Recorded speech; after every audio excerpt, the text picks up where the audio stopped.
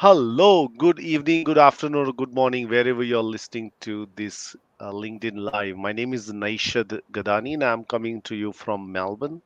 And this is a Career Care Package show. And today is 248th episode. A journey that is still ongoing. 2.5 years back, me and Caroline started this. And welcome back, Caroline Brown. She's been around Australia, went northern part of Australia, then came to from Central Australia, everywhere else. If you followed her on Instagram, you would actually know what she's been up to for last 4 weeks. So welcome back, Caroline. Did you miss me? Yes, in front of everybody else, I obviously I can't say anything because I did miss you. Absolutely, Okay. yeah, yeah, yeah.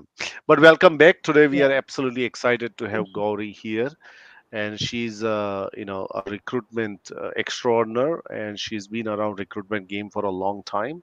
So we'd love to pick her insights around recruitment. So if you got questions, mind you, we are don't at all troll us about anything to do with recruitment. Okay, just you don't ask us the question why the recruiter don't return my phone call.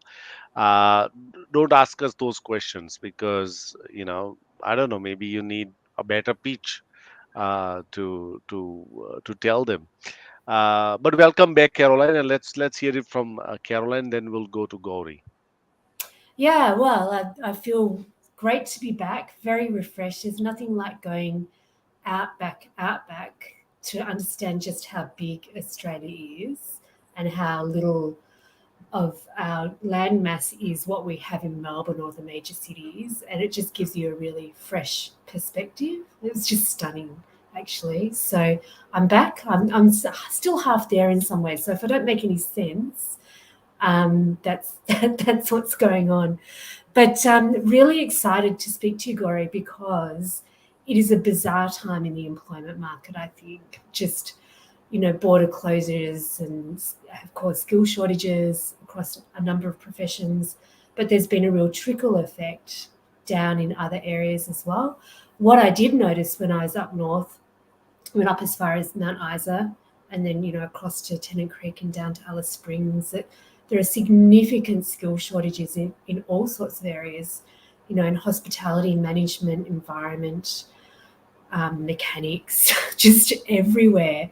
Everyone is screaming out for staff. And so, services are really slow. People are being trained up. I think employers seem to be casting the net wider in terms of background. And there are a lot of signs up just begging people to stay even for 3 months in a spot. So, um, yeah, so I'd be really interested to chat to you about what's happening in your neck of the woods in terms of recruitment and the impact of COVID and how that's changed your sourcing strategies and things like that. But first of all, welcome to the show. Thank you so much, Naishad and Caroline. It's always a pleasure to come on your show and have a chat about what's happening in recruitment market. And as Naishad said, like, don't ask questions like why recruiter doesn't like return my call and all. You have been interacting with me. Like I'm different. It depends on person to person. So definitely all Mm, questions welcome. But yeah, things have been crazy in last 2 years, all roller coaster rides mm, as such. Like nobody knows like what's going to happen maybe next month. So definitely a lot of mm, changes. And to begin with, I would like to like make a point. So when we like first connected, I remember talking about people having like no idea about what's happening when the pandemic started. And whenever I used to post any job ad as such, I remember I used to get around 150 to 200 applications just like that. Within like half an hour my inbox used to be filled. And now things have like changed so drastically. I'll be lucky to get like for any job posting, I'll be lucky if I get like 5 to 10 relevant profiles these days.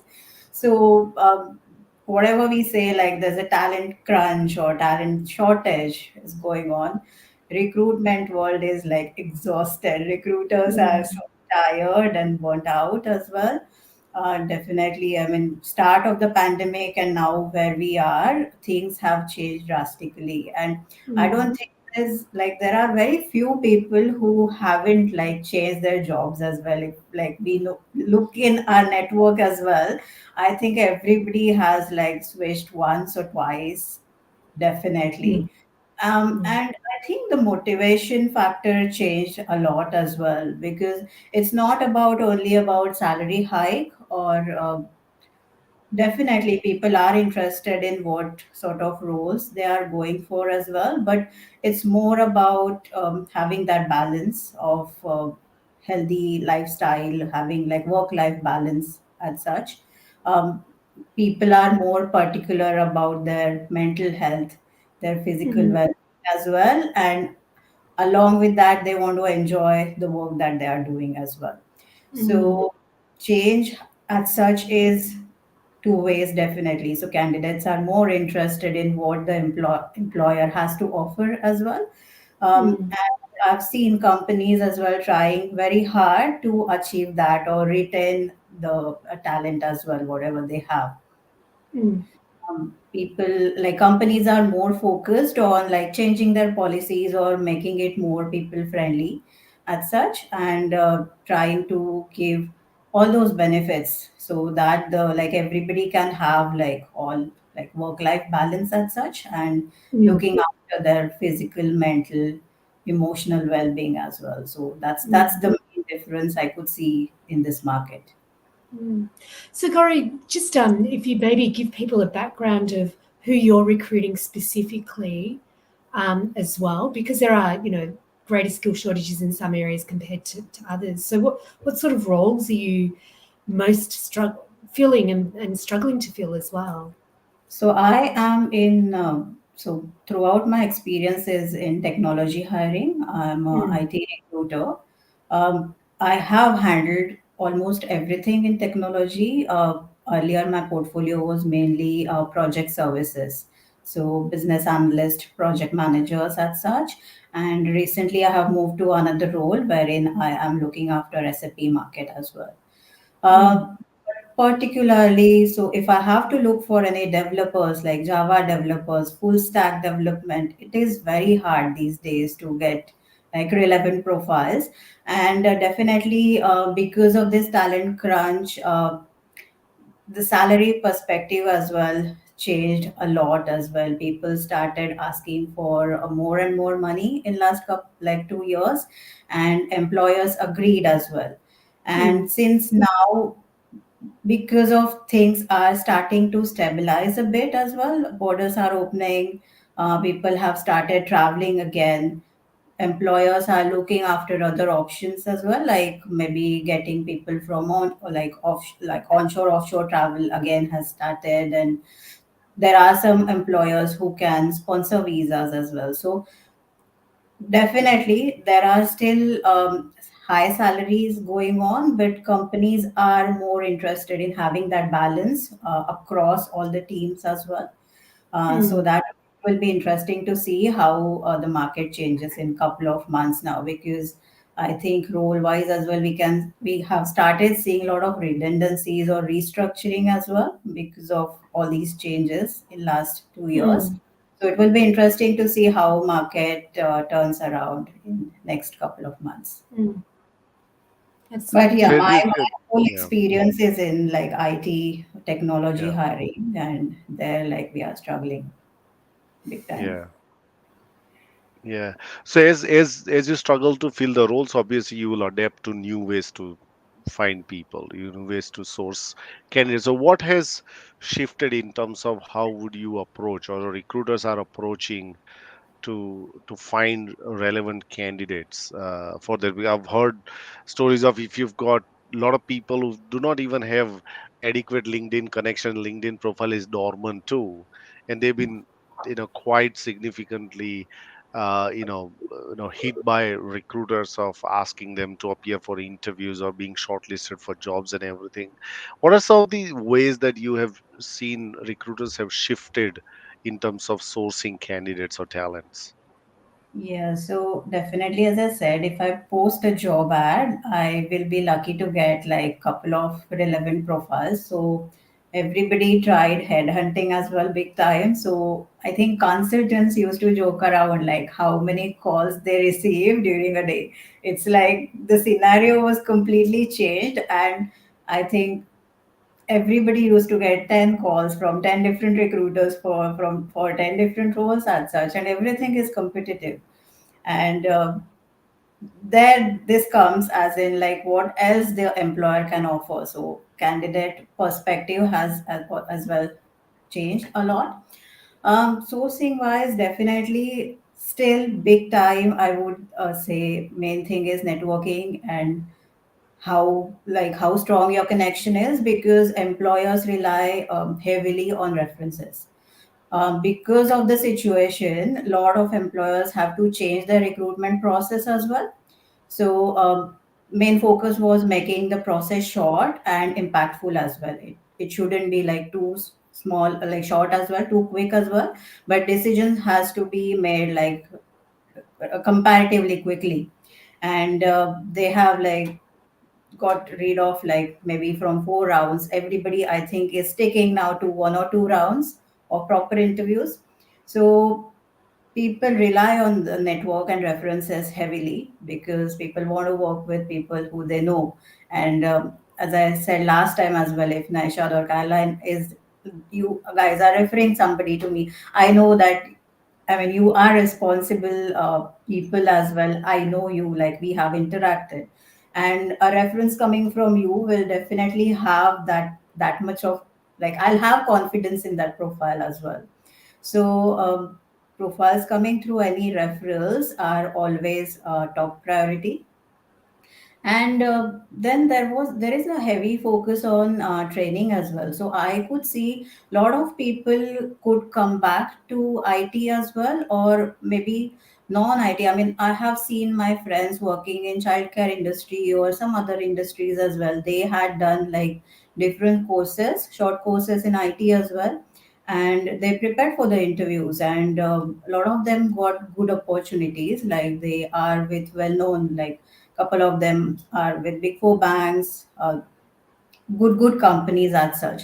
So it depends on the person as well, how keen they are in, how keen they want to change their field as well. So main focus is employers are providing trainings as well, and I think there are some government programs going on as well. So people who want to return back to work, maybe from parental leave, if there is like a lot of gap on the profiles as well, there are like fast track courses. And I could see that everybody is joining hands in that as well, because I think Victorian government has different courses, New South Wales has some courses as well, and companies can opt to participate in those programs Mm. as well. So training wise, definitely, I mean, whoever has a career gap, they can return to work, and with that pace as well, it won't be that overwhelming. So everybody is trying to take care of all the other aspects as well. And Gary, can I just ask you on that? Because I think you've got some really fantastic points that I think we should flesh out a little bit. And just with that, if I'm sounds like you're widening the net quite considerably. Um, and also obviously using referrals. But if I'm coming back into the workforce, I've gone, okay, I've had a break, or I want to change my career into IT. It sounds like you're looking wider at those sorts of people as well. What do you look for beyond just, well, I've done this course, in terms of the qualities that people need to show as a candidate that makes them hireable? so definitely transferable skills, and soft skills are something that are always useful. And with like person like you coming like in front to change the profile, see, soft skills are not something that you'll need to get training of as well. So you will Mm. be well versed with that. You know how to take care of stakeholders, you know how to behave in public, communication skill wise, so there's no problem there. It depends on which field you want to get into. Like if you want to do a course in Salesforce, if you want to get certification in particular SAP module, it really depends on where your interest is as well. Mm. And having the specialized training in that and getting a bit fast track courses. And what companies are aiming at is getting you in the project along with seasoned consultants as well, so Yeah. they can shadow you as well, and you get that training. So I have seen like a lot of programs happening in the similar manner. That way it is not overwhelming for a new person as well. And Mm. we also have to look in the salary perspective as well, because you will have experience in your own field for maybe 10-15 years, and in IT again you will start as a fresher, but we have to maintain that balance as well, right, where your last Mm. salary was and what you are looking to get into. So a lot of programs are designed on these topics as well, and definitely, as I said, overall care has been taken. Like for maybe for a parent as well, it shouldn't be too overwhelming.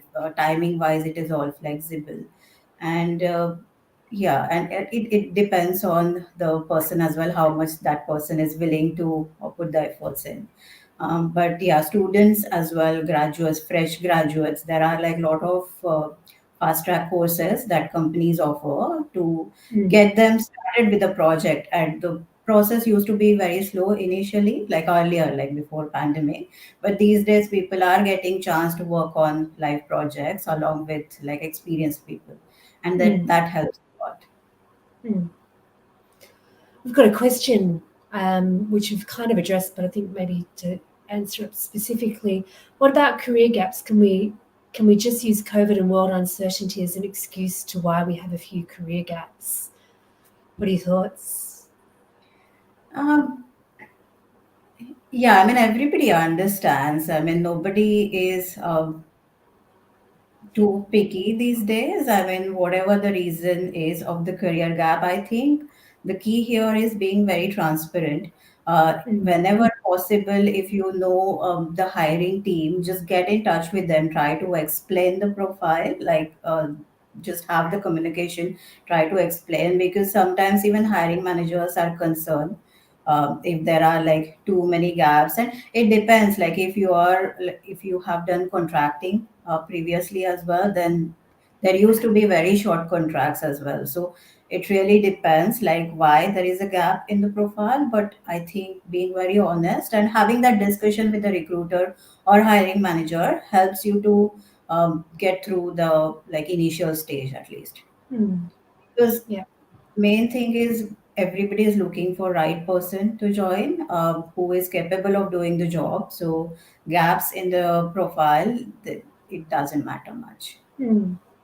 Sounds like it's much more, you need to kind of, or just again, backtracking to something that you said about referrals. So it's building up your network so you can be referred, but also in terms of a career gap, it's the motivation to do that job that you're hiring for. That's really, if you've had a career gap for a year and a half, 2 years ago, that's not the thing. It's more where you are now and why that for you, and why you're a match by the sounds of it.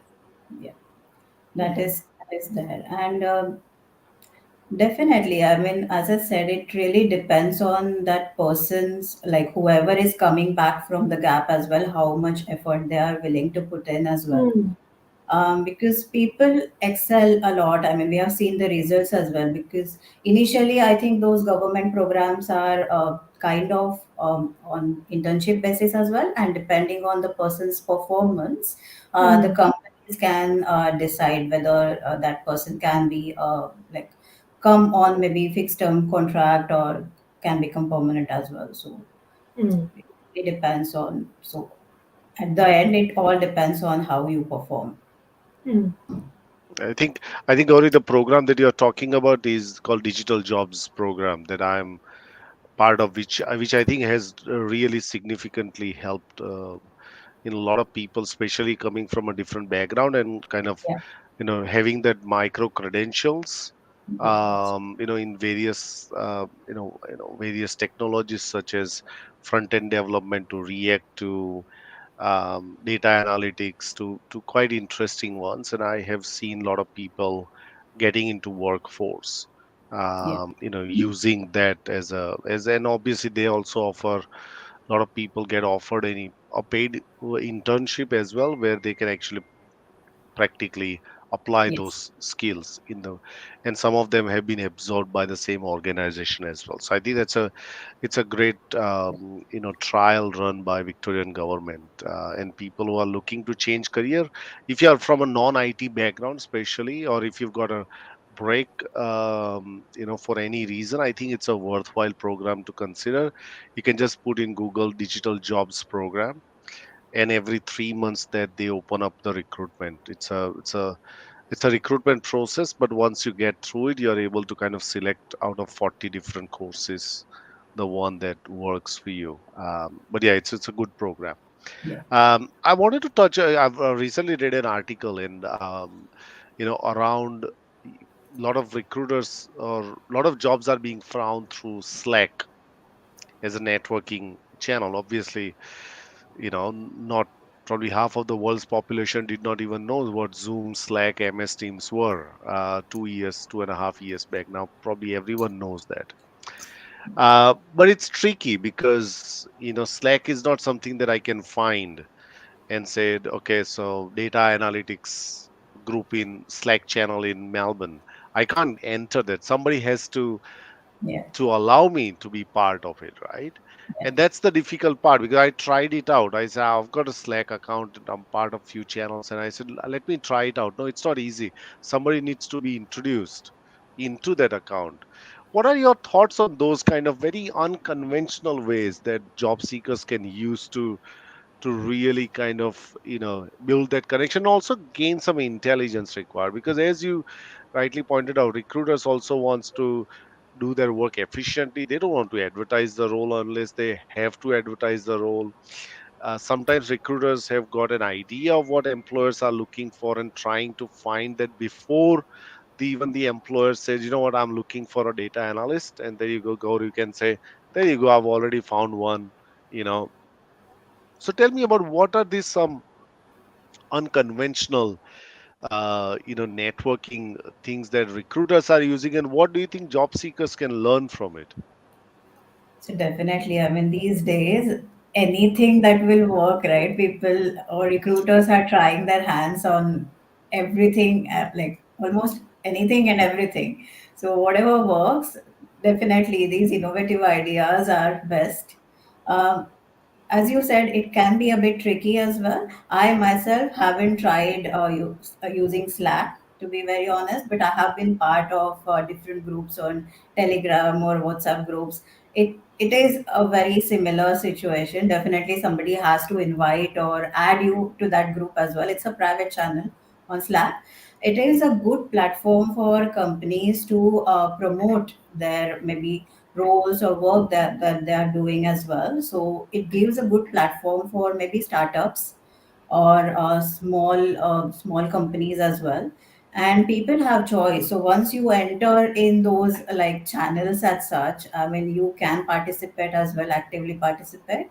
If you're very busy or if you have something else to do, you can mute it and like just go on mute, and later on you can just view all the like conversation that has happened between different people.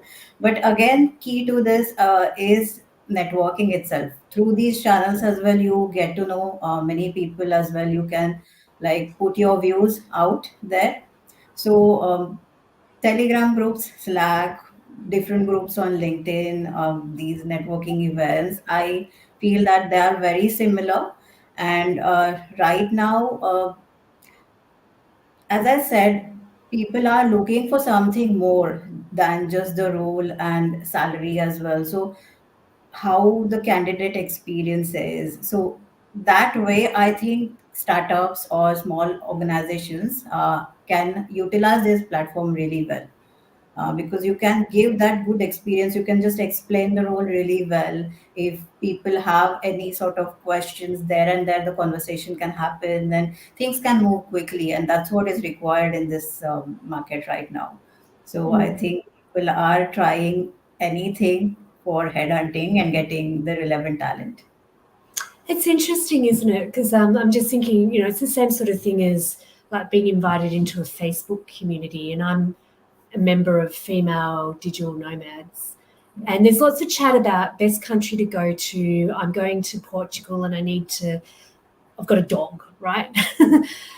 and then somebody will go blah blah blah. So they're active in the group, and then just as a conversation, it'll be, does anybody know a good such and such, like a good website developer? And then somebody, people put their hands up or they recommend other people. And I haven't used Slack from a recruitment point of view, but I've been involved in groups on WhatsApp and Slack, not Slack, Facebook, and it's that kind of community interaction where it, it's a group of people and it's, do you know anybody? But it's also being, from a candidate's point of view, it's being visible in that community as well.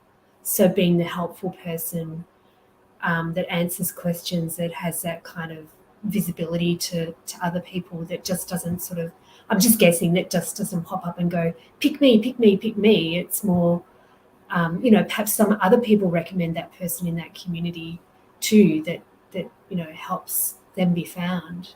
That would be my take on it, just observing other Yeah, communities. there are like a lot of meaningful conversations that take place, and they end up in like giving somebody help as well, or getting Mm, somebody job as well. I mean, in my perspective, so I have moved from agency recruitment to internal recruitment as well. So I get a lot of like sales proposals as such from agencies, or uh, people try to pitch in for their services as well. So it really depends. If I am talking with my friends, if I'm like having a conversation within the group, and somebody is looking for maybe some external help of agencies or something, and then if I have something very fresh in my mind, or if I have been talking to a particular person, I can just refer them. Like, I mm, might have worked with them, might not have worked with them, but I'll be very honest in that conversation, and then things move very fast. I mm, mean, that's where I always say that it is a very key fact. Like, main key factor is like how strong your network is, mm, and how well you're connected, and mm, that always helps. mm. Got a couple of questions from Kushbu. Great discussion. Any advice on how to go about changing your career at 15 years? How long is a piece of string? It's like, Uh, I mean, I would suggest think about where you want to be, what sort of transferable skills you have, and where you can utilize those. Identify maybe a couple of companies or key people, maybe in the similar situation, who have changed their jobs, or who are in the process, because people are very open these days on LinkedIn as well. Everybody puts their experience. So if you search accordingly with couple of keywords, you get to see a lot of these kind of stories as well. So mm, main thing I would suggest is connecting to those people as well. Have some conversation, understand how their journey was. If mm, you identify like couple of employers as well where you would like really like to work, definitely check who are the hiring managers in, and there are like, you can check on Glassdoor, you can check on LinkedIn. Again, for everything, I'll say key is to just connect with the right people, and then the path becomes very easy, I think. And people are willing to help as well. mm, If you have like genuine motivations, and you are very maybe specific in like giving your requirements, or I mean, it again goes back to those basics, right? If you're reaching out to somebody, just don't say hi and just vanish. Like, don't do that. Try to establish a meaningful connection as such. Have a proper conversation. Give that person idea like what you're looking for. And sometimes it might not work out as well, because you don't know like what the other person is up to, how busy they are, what sort of things are. So that's where like you have to find like three or four, maybe more different like key connections as such. Try to, or just check in your network if somebody can refer you, if somebody can introduce you to that particular person, and then yeah, mm. people are willing to help, I think. It's funny because And there's a few types of people in that scenario, and you mentioned like the trailblazer. So somebody who's done the journey that you're thinking about is a really powerful connection to make. I just want to add something to that. I mean, it starts with an examination of yourself too. And Nash, you do a lot of work with people around, I want to change, but I kind of don't know what that is. Like, where do I start in the work that you do? I think it always starts with not going to Himalayas to figure out what Or do I Northern want. But Territory?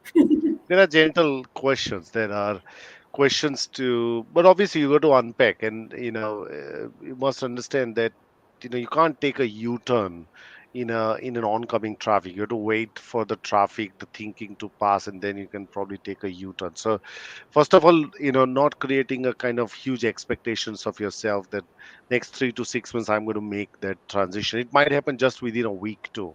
It Mm, might take 6 months. You can't really put a day timeline to it. But understanding yourself, understanding what are your new priorities are after COVID. What matters to you? Is your creative pursuit matters to you? Is money matters to you? Is it about creative freedom? Is it about leadership? What do you want to do? What kind of work that really excites you? And think about multiple options rather than few options. One of the thing that forgot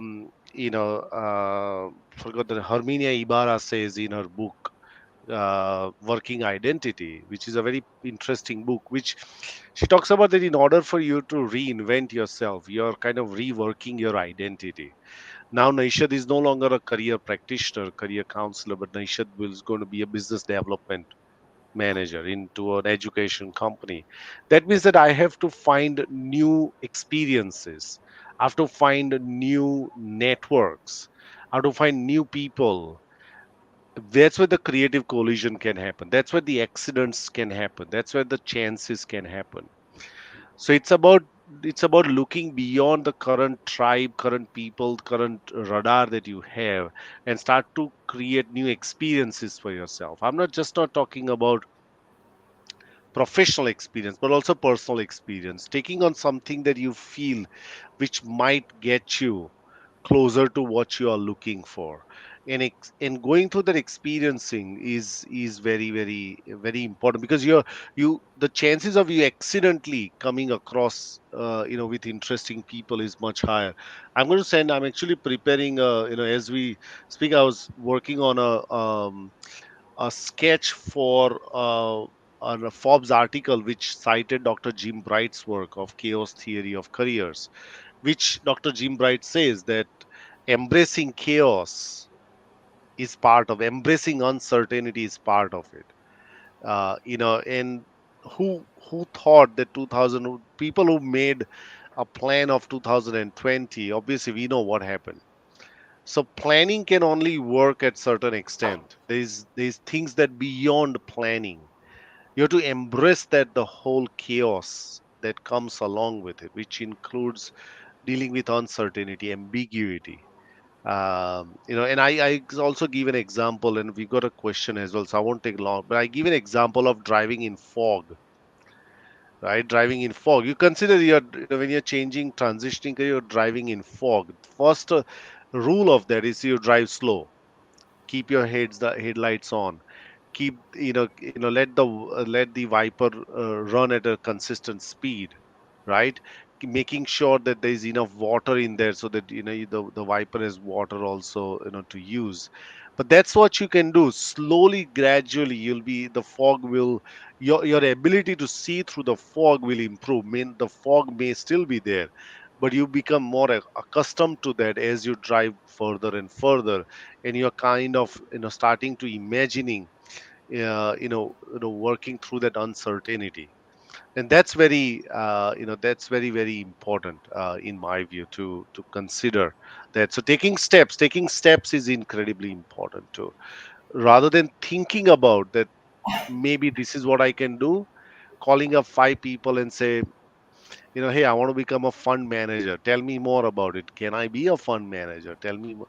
That's more powerful than you thinking about, I saw this Wolf of Wall Street and I think I can be a stockbroker. Man, that mm. is amazing, right? So go and talk to five people like that. So I think that would be pretty interesting. Okay, we got a question. I know we are running out of time. I will have to. Kaushal says that to me, transitioning to a new career and industry doesn't mean that you will need to begin from the bottom of the career ladder. That could be a very interesting one. I don't know, Gauri, in your recruitment experience, you come across with people say, look, I've been a project manager, I've done this and that. I can't start as an entry level. I can't start. I need how do recruiters see that? How do recruiters try to manage the expectations of salary? Also, that this person is really talented, has got a lot of skills, may not be like a hand to glove fit, but it seems that we got that best option. Yeah, so definitely. I mean, we just touch based on this topic as well, but it really comes down to the understanding as well and how keen the person is to make changes. Definitely, if somebody has around 20 years of experience in some field and they are starting, like they are changing their field completely and trying to come back to IT as well, uh, they will have to start at certain level, but these days definitely HR departments are working on those team parity as such, and having um, maybe standard salaries as well, not like insane increase or like very to like low standards as such. Definitely things are can be worked out. It can be customized as well depending on person's situation. Um, Key here is being realistic as well, because in general, even day to day recruitment world as well, I mean, I've seen, like, I come across like so many people who have been in a particular role, because if you keep on changing roles as well, definitely your salary scenario is completely different than a person working in the same role, maybe, or within a same company for many years. So if I am reaching out to certain people, definitely their salary expectations are different as well. It is a very similar situation to somebody who's trying to change their career field as such. But you shouldn't go on like hearsay as well, because many times I've seen the case like people say, my friend got this much of hike, or my friend is working in this company where you're working currently, and I know what sort of salaries are like your HR are giving. But things are different. I mean, this person might have like niche skills that we are looking for a particular project. We never know the backstory of anything. So you can't just blindly follow your like friend's advice or see like whatever has been like heard. It really has to be very logical as well.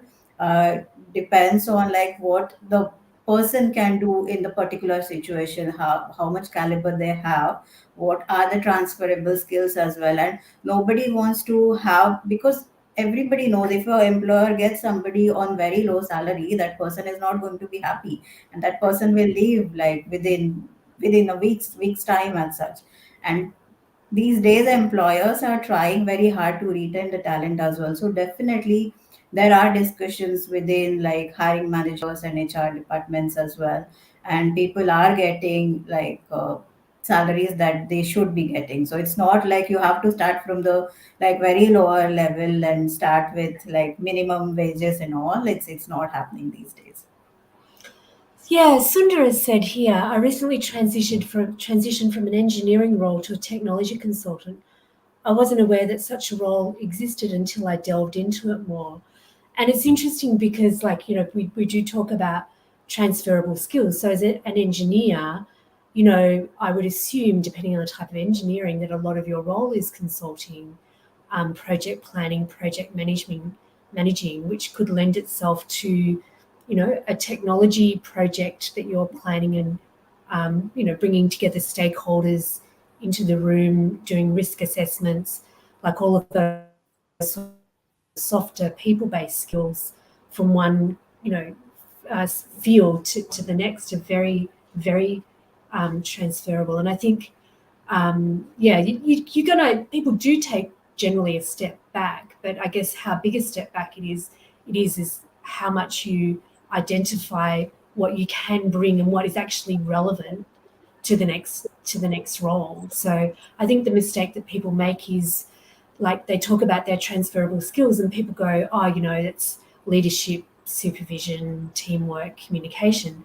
But your transferable skills are only transferable if the employer wants that set of skills. So it's that kind of homework I think that people need to do about what's actually required and what is it that's similar, in my job that is really of relevance. And I think that can help determine how far back you go when you change, but also if you do step back, it's how far you progress, like how quickly you progress back to where you want to go is, how much you can reapply those, understand what's required and reapply those skills. Yeah, and having that, it's not about reference checks that like that is important, but yeah, people tend to check with the referees as well, like how this Mm, can be beneficial to the role that they are transferring into. So mm, identifying those key referees as well is important step mm. here.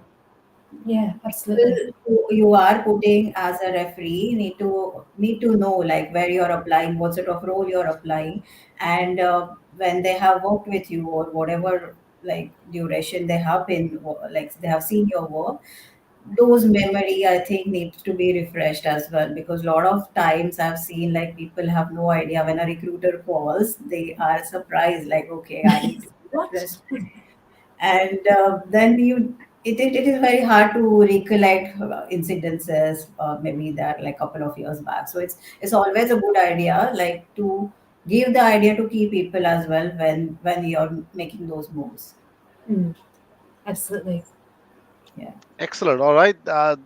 Gauri, thank you again for coming along on the show and really kind of, enriching the whole discussion around, skill shortages and how one can, get into work. And also, we also enjoyed the questions that being asked. Also, they are quite diverse and, around transferable skills, around career reinvention is a topic that is pretty hot right now, and it's good that we are talking about it. Probably 2.5 years back, those are very closed room conversations. Now I think people are quite openly talking about this stuff, so it's really a good change from that perspective. So thank you again, Gauri, for coming along, and sharing your insights, and anything else you want to add to this, Caroline? No, it's been absolutely insightful discussion, Gary, and you've given people a lot of really strong practical tips. And I think it's also refreshing to hear from somebody who's in the talent acquisition recruitment space about, what's going on currently at the coalface as well. And to know that recruiters are equally burnt out like everybody else. So No, poor recruiters. I mean, I'm always there to take sides, like because people just don't understand. It's not just a simple job to no. you have this role, find a candidate. It's not that easy. There are so many things that go in Well, the it's a back. simple job if you hire me. It's a simple job. But if you don't hire me, then Oh, dear. Definitely. excellent. All right, everyone. So that's pretty much it. The 248th episode. We next week. We don't know who's coming along. Will be as amazing as Gauri. We'll get them. And yes, 250th episode is something that I think we should all celebrate, which would be on the 16th of August. Yes, that's correct. 16th of August. If you got ideas of how can we celebrate the 250th episode, apart from going into the Eureka Tower, please keep sending those messages to us. We'd love to involve as many people as we can. We haven't worked out how do we celebrate that, but if you got any creative ideas that doesn't cost more than $10, please, don't hesitate to reach out to me or Caroline.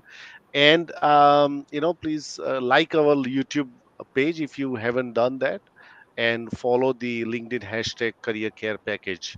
And until next Tuesday, everyone have a great rest of the week. Stay safe. Bye, Bye for now. everyone. Bye.